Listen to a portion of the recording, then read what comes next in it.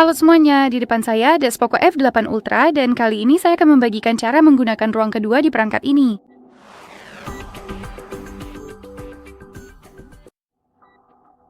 Jadi, mari kita mulai dengan membuka pengaturan, lalu kita harus gulir ke bawah sampai menemukan pengaturan tambahan. Kemudian gulir ke bawah lagi dan cari opsi ruang kedua, lalu ketuk. Sekarang kita udah sampai pada langkah pertama dari seluruh proses konfigurasi.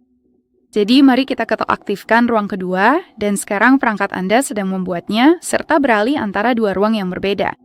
Sekarang mari kita ketok lanjutkan. Di sini kita bisa memilih bagaimana kita ingin masuk ke ruang kedua. Kita bisa menggunakan kata sandi atau menggunakan pintasan.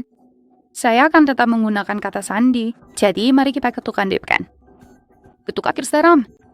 Sekarang kita harus mengonfirmasi kata sandi ruang pertama kita. Jadi, gunakan kunci layar atau kata sandi yang saat ini Anda gunakan.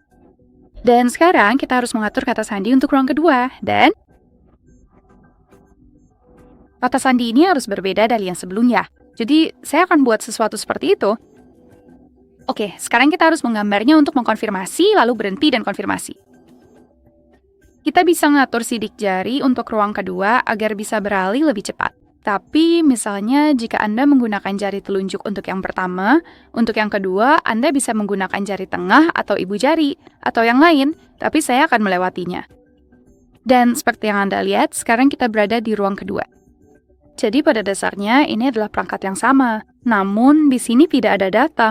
Kita tidak memiliki wallpaper, pengaturannya juga berbeda, dan sebagainya. Kita tidak memiliki kustomisasi sebelumnya. Jadi, di sini Anda bisa masuk seperti biasa, misalnya ke pengaturan, dan mengubah. Saya tidak tahu apa yang ingin Anda ubah. Misalnya, opsi tidur, layar kunci, dan lain-lain. Jadi, jika Anda ingin kembali ke yang pertama, cukup kunci layar, dan saat membuka kunci, cukup masukkan kunci layar ruang pertama. Jadi, dalam kasus saya, opsi ini, dan seperti yang Anda lihat, saya punya. Dan cukup masukkan kunci layar ruang kedua, dan Anda akan masuk ke ruang kedua.